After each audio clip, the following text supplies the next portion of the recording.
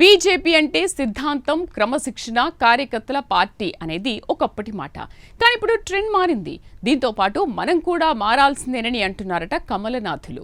ప్రత్యర్థులతో యుద్ధం చేయాల్సిన నేతలు ఇప్పుడు సొంత పార్టీలోనే కత్తులు దూసుకుంటున్నారట.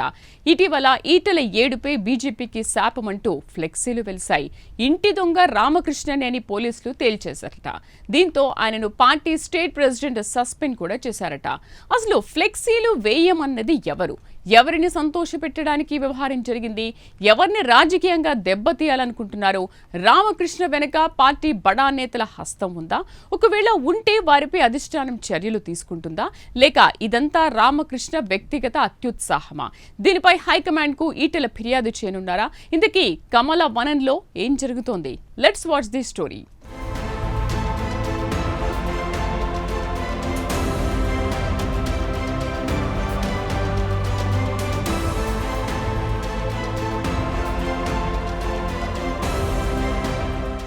ఈటెల రాజేందర్ ఏడుపే బీజేపీకి శాపమంటూ హైదరాబాద్లో ఒక్కసారిగా వెలిసిన ఫ్లెక్సీలు రాజకీయ ప్రకంపనలు సృష్టించాయి.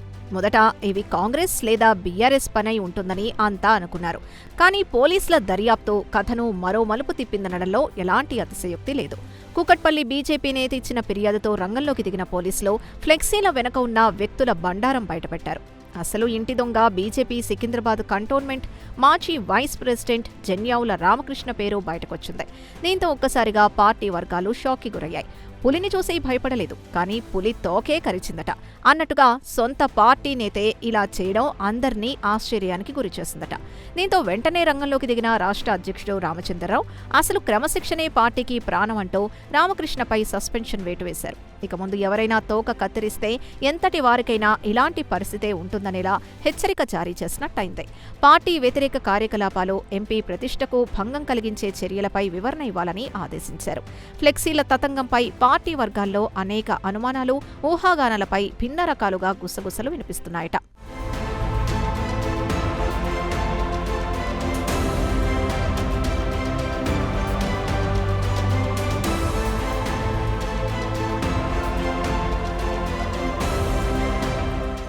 అసలు రామకృష్ణ ఒక్కడే ఈ సాహసం చేశాడా, లేక ఏదైనా అదృశ్య శక్తి ప్రేరణతో ఫ్లెక్సీలు వేశాడా? ఇప్పుడు తెలంగాణ బీజేపీలో ఇదే హాట్ టాపిక్ గా మారింది. ఎందుకంటే మరి ఇంత పెద్ద వివాదం వెనుక ఎలాంటి రాజకీయ లెక్కలున్నాయి? ఇక రామకృష్ణ వెనుక ఎవరున్నారన్న చర్చ మాత్రం పార్టీ కార్యాలయాల నుంచి టీ దుకాణాల వరకు చేరిపోయింది.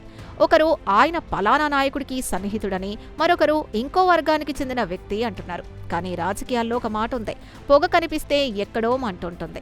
అందుకే ఈ వ్యవహారం ఇప్పుడు ఒక్క రామకృష్ణ సస్పెన్షన్ కు మాత్రమే పరిమితం కాలేదు. తెలంగాణ బీజేపీలో అంతర్గత వర్గ పోరుకు అద్దం పట్టిన ఘటనగా మారింది.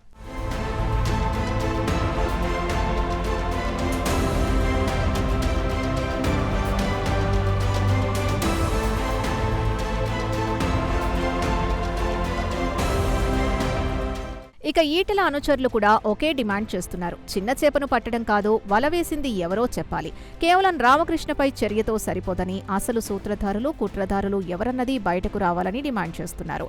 అలాగే మా నేతపై కుట్రలు కొత్తవి కావని, అసలు ఇంకెన్నాళ్ళీ కుట్రలు, కుతంత్రాలు, అవమానాలు అంటూ అగ్గిలం మీద గుగ్గిలం అవుతున్నారట ఈటెల వర్గం.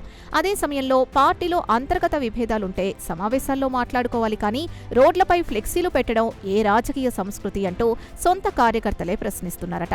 ఇక ఉద్యమ నేత, బీసీ వర్గాల్లో బలమైన నేత, ప్రస్తుతం దేశంలోనే అతిపెద్ద పార్లమెంటు నియోజకవర్గమైన మల్కాజిగిరి ఎంపీగా ఉన్నారు. అలాంటి ఈటెల రాజేందర్ని టార్గెట్ చేయడం వెనుక అసలు ఉద్దేశం ఏంటన్న ప్రశ్నలు ఇటు పార్టీలో, అటు రాజకీయ వర్గాల్లో ఉత్పన్నమవుతున్నాయట.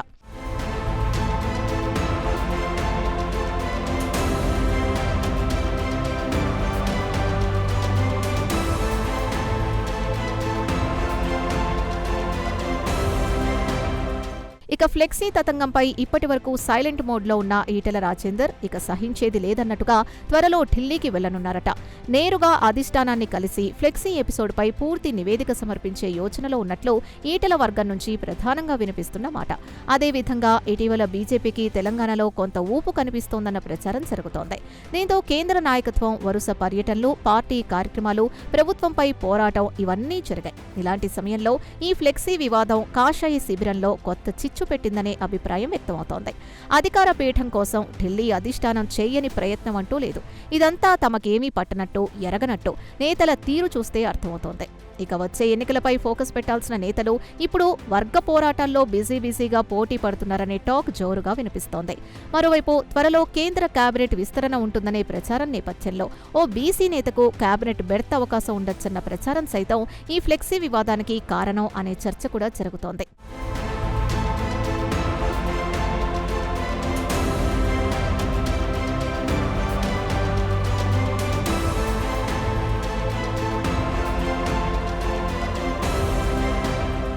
మొత్తానికి ఫ్లెక్సీల తతంగంపై అధిష్టానం ఎలాంటి నిగ్గు తేల్చబోతోంది? రామకృష్ణ వెనుకున్న వారి పేర్లు బయట పెడితే ఆ నేతలపై చర్యలు తీసుకుంటారా, లేదంటే పిలిచి మాట్లాడి లైట్ తీసుకుంటారా?